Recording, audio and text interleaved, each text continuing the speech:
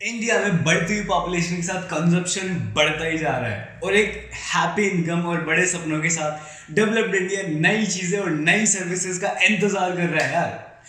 तो अगर आपने अब कभी भी फ्रेंचाइजी लेकर बिजनेस करने का सोचा है तो अभी से बेहतर वक्त नहीं हो सकता। और अगर आपके एरिया में वो फ्रेंचाइजी जो आप लेने वाले थे वो अगर आपने नहीं लिए तो एक ना एक दिन कोई आएगा और उसे ले जाएगा और बिजनेस कर जाएगा। तो क्यों ना आप ही कर लो यार। Hello guys, this is Nitin this side and we are back with a happy talk again.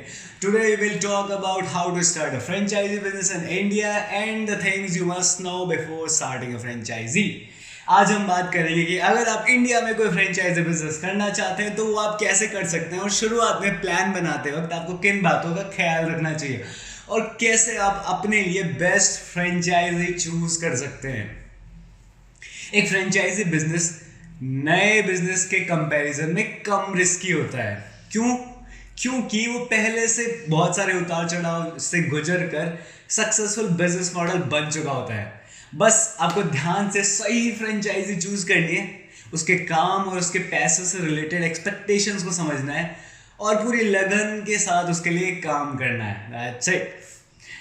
आइए बात करते हैं उन 3 स्टेप्स की जिनसे आप सही तरीके से अपने लिए एक सही फ्रेंचाइजी चूज करके और बिजनेस शुरू कर सकते हैं। First step, evaluate your area of interest. किसी भी बिजनेस में सक्सेसफुल होने के लिए एक बहुत ज़रूरी चीज़ होनी चाहिए, वो है पैशन। उस बिजनेस के लिए आपके लिए जुनून होना चाहिए। अब इसका मतलब ये बिल्कुल भी नहीं है कि बास्किन रॉबिन्स के आइसक्रीम का स्टोर खोलने के लिए आपके पास में रेस्टोरेंट या आइसक्रीम बेचने का एक्सपीरियंस होना चाहिए या फिर किड्जी का सेंटर खोलने के लिए आपके पास में टीचिंग की डिग्री होनी चाहिए। ऐसा बिल्कुल भी नहीं है। क्यों? क्योंकि इन सभी कामों के लिए तो आप किसी को हायर कर सकते हैं ना यार। तो सबसे पहले आपको उन फ्रेंचाइजी बिजनेसेस की लिस्ट बनानी है जिनमें आपको इंटरेस्ट है और फिर हर फ्रेंचाइजी के लिए अपने आप से कुछ सवाल पूछना है। हर फ्रेंचाइजी के लिए आपको अपने आप से कुछ पूछना है ताकि आप ये डिसाइड करें कि उसके साथ आपको आगे बढ़ना चाहिए या नहीं। सवाल क्या है, हम बात करते हैं।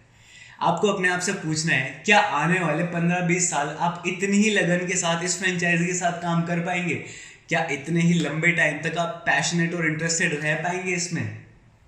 दूसरा सवाल, क्या आपकी फ्रेंचाइजी में बिजनेस के साथ आपकी पर्सनल और प्रोफेशनल ग्रोथ भी होगी? क्योंकि वो भी तो जरूरी है ना यार। और क्या ये सब लोगों की लाइफ को पहले से बेहतर बनाएगा? क्योंकि तभी तो लोग उस फ्रेंचाइजी के साथ जुड़ेंगे यार। अब इन सवालों के जवाब से आप लिस्ट में से कुछ चीज़ें हटा पाएंगे, कुछ नाम हटा पाएंगे और टॉप 3 या टॉप 5 चूज कर पाएंगे जो आपके लिए बेस्ट है। पर फ्रेंचाइजी ओनर्स भी तो चाहते हैं यार कि वो जिसे फ्रेंचाइजी दे रहे हैं वो औरों से बेहतर हो, औरों से अलग हो और अच्छा हो। तो क्या आप जानना चाहते हैं फ्रेंचाइजी ओनर्स आप में क्या देखते हैं, आप में क्या ढूंढना चाहते हैं?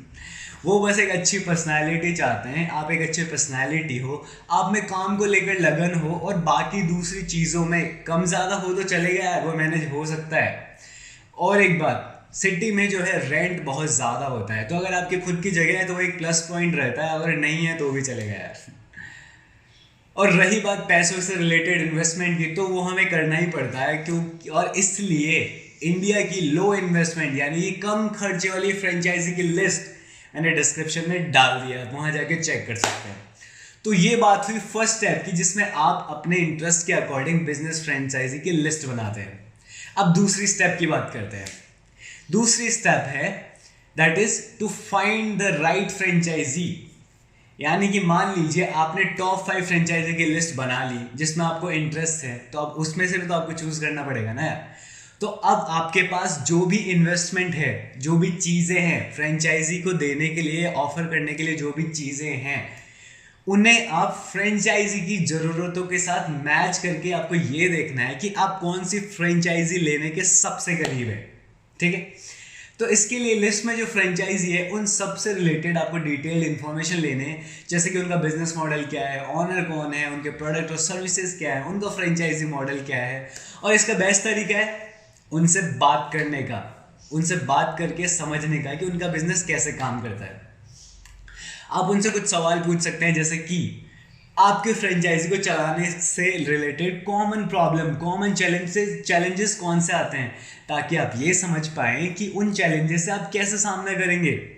उन्हें अपने बिजनेस मॉडल को यहाँ तक लाने में कितना वक्त लगा, ये भी आप उनसे पूछ सकते हैं। और ये जरूर जान लें कि फ्रेंचाइजी ऑनर कितना हेल्पफुल है या फिर फ्रेंचाइजर कितना हेल्पफुल है। और उसके बाद एक मीटिंग फिक्स करके आप बाकी आपकी छोटी मोटी और बड़ी क्वेरीज भी क्लियर कर सकते हैं। अब बात आती है, तो डाउट आता है तो अप्लाई कैसे करना है फ्रेंचाइजी के लिए। तो बात करते हैं अप्लाई कैसे करते हैं। तो जो फ्रेंचाइजी देता है उसे फ्रेंचाइजर कहते हैं। तो जब आप फ्रेंचाइजर के पास फ्रेंचाइजी के लिए जाएंगे तो आपको एक फ्रेंचाइजी फॉर्म और एक लेटर ऑफ इंटेंट भरना होता है। इसमें आपसे डिटेल में आपके एक्सपीरियंस, आपका बैकग्राउंड, आपका एजुकेशन, आपके फाइनेंसेस, आपके एस्पायरेशंस यानी कि आपके सपने, इन सब के बारे में पूछा जाता है। और इन्हीं से फ्रेंचाइजर आइडिया लगाता है कि आप फ्रेंचाइजी को लेकर कितने सीरियस है। अब बात करते हैं उन डॉक्यूमेंट्स की जिनकी आपको ज़रूरत हो सकती है फ्रेंचाइजी के लिए अप्लाई करते वक्त। सबसे पहले बिजनेस का लोकेशन, और अगर आपने प्रॉपर्टी लीज पर ली है तो उसका डॉक्यूमेंट या एग्रीमेंट। उसके बाद दूसरा है एक वैलिड गवर्नमेंट आईडी, जैसे कि आधार कार्ड हो गया या वोटर कार्ड हो गया, आपको पासपोर्ट हो गया। उसके बाद आपका एक अपडेटेड रेज्यूमे आपके प्रोफेशनल फील्ड से रिलेटेड। और उसके बाद है पिछले 2-3 साल तक के आपके बैंक स्टेटमेंट्स। और लास्ट में है आपके ITR यानी कि इनकम टैक्स रिटर्न, TIN यानी कि टैक्स पेयर आइडेंटिफिकेशन नंबर, और GST यानी कि गुड्स एंड सर्विस टैक्स, इन सब के डिटेल्स। तो ये बात हुई सेकंड स्टेप की, जिसमें आप अपने लिए राइट फ्रेंचाइजर चूज करते हैं। थर्ड स्टेप, अब बात करते हैं थर्ड स्टेप की, जिसमें आप आपके फ्रेंचाइजर के साथ एग्रीमेंट करते हैं। ज़्यादातर फ्रेंचाइजर के पास एरिया के अकॉर्डिंग एक मास्टर एग्रीमेंट होता है, और इसमें जो चीज़ें इंक्लूडेड होती है वो होती है फ्रेंचाइजी फीस यानी कि फ्रेंचाइजी के लिए लगने वाला पैसा, रॉयल्टीज मतलब कि वो बेनिफिट्स जो आपको फ्रेंचाइजी से मिलेंगे, ऑपरेशनल गाइडलाइंस यानी कि फ्रेंचाइजी में जो काम है वो किस तरह से होते हैं उसके बारे में, फ्रेंचाइजी को फिर से रिन्यू करने से रिलेटेड रूल्स, और ग्राउंड्स ऑफ टर्मिनेशन यानी कि वो चीजें जो होने पर आपसे फ्रेंचाइजी वापस ली जा सकती है। अब बात करते हैं एग्रीमेंट से रिलेटेड डॉक्यूमेंटेशन की और कुछ लॉज की। बिजनेस का सेगमेंट, टैक्स से रिलेटेड चीजें और जमीन के अकॉर्डिंग जो है आप ये डिसाइड कर सकते हैं कि आप फ्रेंचाइजी किस तरीके से लेना चाहते हैं। सोल प्रोप्राइटरशिप यानी कि कंप्लीटली आपकी, LLP, LLC या कोई प्राइवेट लिमिटेड कंपनी। एक जरूरी बात, कॉन्ट्रैक्ट फाइनल करने से पहले आप किसी लीगल एडवाइजर या फिर एडवोकेट से ज़रूर बात कर लें ताकि लीगली चीज़ें सही हो सके, क्योंकि इंडिया में फ्रेंचाइजीज को गवर्न करने के लिए कोई स्पेशल लॉज तो नहीं है। बट जो एग्रीमेंट जिन एक्ट्स में आता है वो है कॉन्ट्रैक्ट एक्ट 1872 और स्पेसिफिक रिलीफ एक्ट 1963, जिसमें कॉन्ट्रैक्ट के टूटने या फॉलो ना होने की बातें कवर होती है। इंटरनेशनल फ्रेंचाइजीज के लिए FEMA 1999 और दूसरे FDA के रूल्स एप्लीकेबल होते हैं जो RBI के थ्रू लगते हैं। अब इंडिया एक बहुत ही बड़ी और अतरंगी सी कंट्री है, इसलिए फ्रेंचाइजीज ब्रांड्स को अलग अलग एरियाज और कल्चर के हिसाब से थोड़ा अपने आप को चेंज करना पड़ता है। तो इसकी बात भी आप फ्रेंचाइजी से जरूर कर लें, क्योंकि इंटरनेशनल फ्रेंचाइजीज को यार अगर इंडिया में सक्सेसफुल होना है तो उनको इंडियनाइज होना पड़ेगा ना, उनको हमारे हिसाब से ढलना पड़ेगा ना। अब बात करते हैं फ्रेंचाइजी लेने के कुछ बेनिफिट्स की। फर्स्ट वन, फ्रेंचाइजी की रेपुटेशन की वजह से आपको बिजनेस लोन वगैरह जो है बहुत आसानी से मिल जाते हैं। सेकेंड वन, कोई नए बिजनेस की गुडविल बनाने में आपको सालों लग सकते हैं, पर फ्रेंचाइजीज पहले से ही बहुत अच्छी गुडविल लेकर चलते हैं। थर्ड वन, इसमें लर्निंग अपॉर्चुनिटीज बहुत होती है, क्योंकि ये पहले से ही एक एस्टैब्लिश्ड बिजनेस है यार। तो इसमें आपको बिजनेस से related technology, vendor, supplier, supplying, business से रिलेटेड काम और बहुत कुछ सीखने को मिलता है। फोर्थ वन, फ्रेंचाइजी मॉडल्स का कॉस्ट बेनिफिट रेशियो बहुत ही अच्छा होता है, क्योंकि वो same vendor, same supplier, same marketing teams, same technological teams use करते हैं, तो इसलिए इनकी कॉस्ट बहुत कम हो जाती है। फिफ्थ वन, क्योंकि आप भी फ्रेंचाइजी की सक्सेस में इन्वेस्ट कर रहे हैं तो उनकी तरफ से आपको फुल बिजनेस सपोर्ट मिलता है। जी हाँ, बिजनेस इश्यूज को कैसे हैंडल करते हैं इसके लिए ट्रेनिंग प्रोग्राम्स भी होते हैं। तो ऐसा है, US के बाद India world second largest franchise market है, तो आने वाले 4-5 साल में फ्रेंचाइजी मार्केट जो है 4 गुना तक बढ़ने वाला है।